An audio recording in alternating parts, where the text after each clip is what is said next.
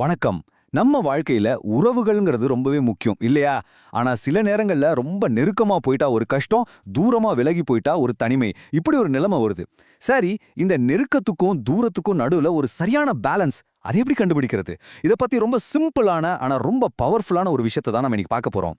எப்பவாவது இப்படி யோசிச்சிருக்கிறீங்களா? நமக்கு ஆறுதலா கதகதப்பா தேவைப்படுற ஒரு அரவணைப்பே சில சமயம் நமக்கு வலிய குடுக்கறதுக்கு எப்படி காரணமா இருக்க முடியும்? கேட்கவே கொஞ்சம் விசித்திரமா இருக்குல்ல. வாங்க, இதுக்குள்ள இன்னும் கொஞ்சம் ஆழமா போய் என்னன்னு பார்க்கலாம். இந்த கேள்விக்கான பதில நாம ஒரு சின்ன கதை மூலமா புரிஞ்சுக்கலாம். இது முள்ளம்பன்றிகளோட குளிர்கால இரவுகளை பத்தின ஒரு கதை. உயிர் வாழ்றதுக்கும் உறவோட இருக்கிறதுக்கும் நடுவுல அதுங்க படுற ஒரு சங்கடம். அதாவது ரொம்ப கடுமையான குளிர்காலத்துல உயிர் தப்பிக்கிறதுக்காக முள்ளம்பன்றிகள் எல்லாம் ஒண்ணு கூடி நெருக்கமா ஒட்டிக்குமா. அப்போதான் அந்த குளிரை சமாளிச்சு உடம்புக்கு தேவையான கதகதப்ப உருவாக்க முடியும். இது அதுங்களுக்கு ரொம்பவே அவசியமான ஒரு விஷயம். ஆனா இங்கதான் அசல் சிக்கலே ஆரம்பிக்குது. அப்படி ரொம்ப நெருக்கமா போகும்போது அதோட உடம்புல இருக்கிற கூர்மையான முட்கள் ஒன்னையொன்னு குத்தி காயப்படுத்த ஆரம்பிச்சிடும். இந்த வழியால அதால ஒன்னா இருக்க முடியாம விலகி போக வேண்டிய ஒரு கட்டாயம் வந்துடுது. இதுதான் அந்த குளிர்காலத்தோட சங்கடம். பாருங்க, ரொம்ப நெருக்கமா போனா முள்ளு குத்தி காயம். அதே சமயம் ரொம்ப தூரமா விலகி போயிட்டா குளிர்ல உறைஞ்சு உயிருக்கே ஆபத்து.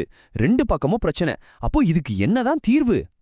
சரி, இந்த முள்ளம்பன்றிகளோட கதைக்கும் நம்ம வாழ்க்கைக்கும் என்ன சம்பந்தம்னு கேக்குறீங்களா? உண்மையில இந்த கதையில நாம நம்மளையே பார்க்கலாம். இதுதான் மனுஷங்களோட உறவுகள்ல இருக்கிற ஒரு பெரிய முரண்பாடு. இதுக்கு பேரு தான் முள்ளம்பன்றி கோட்பாடு. ரொம்ப சிம்பிளா சொல்லணும்னா, நாம நம்ம உறவுகளை நல்லபடியா பார்த்துக்க, ஒருத்தருக்கு ஒருத்தர் காயப்படுத்திக்காம இருக்க, நெருக்கத்துக்கும் தூரத்துக்கும் நடுவுல ஒரு சரியான பேலன்ஸை கண்டுபிடிக்கணும். இதுதான் இந்த கோட்பாட்டோட மைய கருத்து. உண்மையே சொல்ல போனா நம்மளோட உறவுகளும் கிட்டத்தட்ட இப்படிதான். ஏன்னா நம்மள யாருமே முட்கள் இல்லாதவங்க கிடையாது இல்லையா? நம்ம கிட்ட இருக்கிற சின்ன சின்ன குறைகள், நம்ம பழக்க வழக்கங்கள், சில நேரங்கள்ல நம்ம பேசுற வார்த்தைகள் கூட மத்தவங்களுக்கு முள்ளா குத்த வாய்ப்பு இருக்கு. அப்போ குறைகளே இல்லாத ஒரு பெர்ஃபெக்ட்டான உறவுங்கிறது சாத்தியமா? அப்படி ஒரு பரிபூரணத்தை தேடுறது கடைசியில நம்மள தனிமைக்கு தான் கொண்டு போகும்.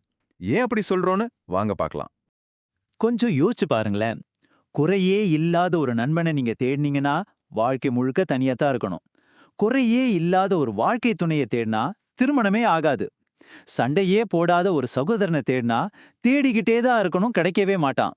குறையே இல்லாத உறவினர்களை எதிர்பார்த்தா கடைசியில எல்லா உறவுகளையும் துண்டிக்க வேண்டியதான் மிச்சம். அப்போ இதுல இருந்து என்ன தெரியுது? இந்த சின்ன சின்ன குறைகள், தவறுகள், இந்த சுமையை எல்லாம் சுமந்துகிட்டு தான் நம்ம வாழ்க்கைங்கிற வண்டியே முன்னாடி போகும். அதனால குறைகளை ஏத்துக்கிறது தான் எந்த ஒரு உறவோட வளர்ச்சிக்கும் ரொம்ப ரொம்ப அவசியம். சரி, இப்ப அடுத்த ஒரு முக்கியமான விஷயத்துக்கு வருவோம். அதுதான் அறிதலின் எல்லைகள். அதாவது ஏன் சில விஷயங்களை நாம தெரிஞ்சுக்காம கண்டுபிடிக்காம இருக்கிறதே நல்லதுங்கிறத பத்தி பார்க்கலாம். இது ஒரு ரொம்ப ஆழமான ஒரு அறிவுரை. என்னன்னா, யாரையும் உங்களுக்கு ரொம்ப அதிகமா தெரிஞ்சுக்க முயற்சி பண்ணாதீங்க. கேட்கறதுக்கு சிம்பிளா இருந்தாலும் இதுக்குள்ள ஒரு பெரிய அர்த்தம் இருக்கு. இதுக்கு என்ன அர்த்தம்னா, ஒருத்தரோட எல்லா உள்நோக்கத்தையும் அவங்களோட கடந்த காலத்தையும் முழுசா நோண்டி பார்க்கறத விட, அவங்க நம்ம முன்னாடி எப்படி நடந்துக்கிறாங்க அதுல மட்டும் கவனம் செலுத்துறது நல்லது. அவங்க யாருன்னு நாமளா ஒரு முடிவுக்கு வர்றதை விட அவங்க எப்படி இருக்காங்களோ அதை அப்படியே ஏத்துக்கிறது தான் புத்திசாலித்தனம். சரி, அப்போ எப்படிதான் மகிழ்ச்சியா வாழ்றது? இந்த முள்ளம்பன்றி கோட்பாட்டை பயன்படுத்தி அந்த சரியான பேலன்ஸை கண்டுபிடிக்கிறதுக்கு ஒரு 3 சிம்பிளான வழிகள் இருக்கு. வாங்க அதை பார்க்கலாம். இந்த 3 விஷயங்களை மட்டும் நாம கடைபிடிச்சா போதும், நம்ம உறவுகள்ல மகிழ்ச்சி தானா வரும். முதல்ல, எல்லாத்துக்கும் ஒரு விளக்கம் தேடி போறத நிறுத்துங்க. 2வது, எல்லாத்தையும் ஓவரா போட்டு அலசி ஆராயாதீங்க. 3வது, எல்லாத்தையும் பிரிச்சு மேய்ஞ்சு பகுப்பாய்வு செய்யறத விடுங்க. இப்படி செஞ்சாலே போதும், அந்த சரியான தூரத்தை நம்மளால மெயின்டைன் பண்ண முடியும். தேவையில்லாத காயங்களையும் நாம தவிர்க்கலாம். சரி, இந்த பகுதியோட இறுதியில நான் உங்ககிட்ட ஒரு கேள்வி கேட்கிறேன். உங்களுடைய உறவுகள்ல, அது உங்க குடும்பமா இருக்கலாம், நண்பர்களா இருக்கலாம், அந்த சரியான தூரம்ங்கிறது எது? ரொம்ப நெருக்கமாவும் போகாம, ரொம்ப தூரமாவும் விலகாம, ஒரு அரவணைப்பையும் அதே சமயம் பாதுகாப்பையும் ஒரு சேர கொடுக்குற அந்த சரியான இடம் எதுன்னு நினைக்கிறீங்க? இத பத்தி யோசிச்சு பாருங்க. அடுத்த முறை வேறொரு விஷயத்தோட உங்களை சந்திக்கிறேன்.